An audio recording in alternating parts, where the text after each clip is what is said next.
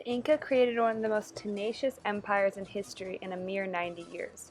The empire stretched 3,400 miles at the empire's peak, spanning from modern-day Ecuador all the way to Chile. The capital of the empire, Cusco, was divided and maintained based on the ideals of the Inca moieties, Hanan and Hurin. This duality of power were complementary of each other and played a big role in the rise of the Inca Empire. The city of Cusco was actually purposely constructed in the shape of a jaguar. The head of the city contained the Hanan side, and the tail contained the Hurin side. While duality permeated the Inca Empire, it did not create division, but instead, due to the principle of convergence known as tinku, duality instead resulted in harmony and balance. Cusco perfectly represented this duality throughout the city's layout and the disposition of its structures. This city shows that religious ideals were not just held by the Inca but weaved into their empire. The Hanan moiety controlled the military aspect of the empire. The main military fortress and the king's residences could both be found on the Hanan side of Cusco. The most sacred temple, the Coricancha, also known as the Temple of the Sun, stood on the Hurin side. This site is essential to the Inca religion and it encompasses a variety of religious motifs, but was essentially replaced by the Spanish. Therefore, it provides a fascinating insight into the effects of the Spanish conquest on both Inca art and daily life. The Inca were renowned for their architecture and masonry, which is easily apparent when looking at the original walls of the Coricancha. Since they were located in the Andes, there was an abundance of stone. Stone was pivotal to the Inca, so much so that they believed that humans and stones were synonymous. This belief is apparent in their architecture due to the substantial interaction between natural and geometric style. In Inca architecture and masonry, stone was modeled so precise that no mortar was needed in order to build. Therefore, all their buildings are freestanding. Many original Inca structures are still standing even after multiple natural disasters and a devastating conquest. This shows the resilience of the Inca architecture. The Coricancha is the paragon of this architectural style and achievement. The Coricancha is often referred to as the Temple of the Sun, as that was the name given to the temple by the Spanish, but the exact translation from Quechua is the Golden Enclosure. Moreover, the temple was not solely dedicated to the sun god, but the entirety of the Incan gods and deities. The focus of the main room was a sun entirely made of gold. On each side of this sun, the bodies of all past kings were aligned in order of which they died. Each corpse sat on their own ornate thrones. The temple also contained images of deities and housed the remains of all-important priests and priestesses. Not only did the Coricancha hold sacred entities, but it was also filled with unbelievable amounts of precious metals and stones.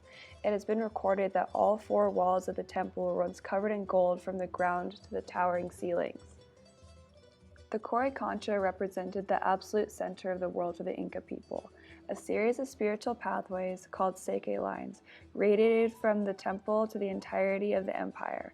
Over 300 Seke lines connected to hakas, which are sacred objects usually from nature. Examples of hakas include spring caves, waterfalls, mountains, and shrines. They are thought to be embodied by spirit and have religious importance. The Coricancha was not only physically located at the center of the empire, but is also considered the spiritual center of the universe for the Inca people. The Coricancha stood at the center of Inca spiritual life until after the arrival of the Spanish. The Spanish came in 1532 with the intention of colonization, led by Francisco Pizarro. The Spanish were in awe when they witnessed the Coricancha. An eyewitness of the temple wrote it was in some one of the richest temples in the world. During colonization, the Inca rebelled. During this rebellion, the Spanish stripped all the precious jewels and gold from the sacred temple, and most of the Coricancha was demolished and burned. Not long after the rebellion started, the Spanish squashed the uprising.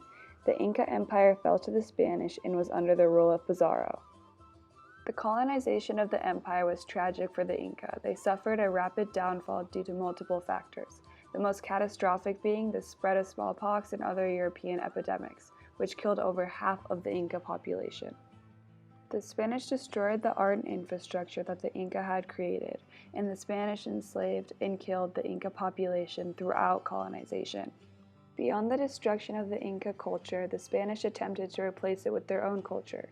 Missionaries attempted to convert the natives, and Andean religion and Christianity eventually created a fusion that blended concepts from the Inca along with icons and beliefs from Christianity.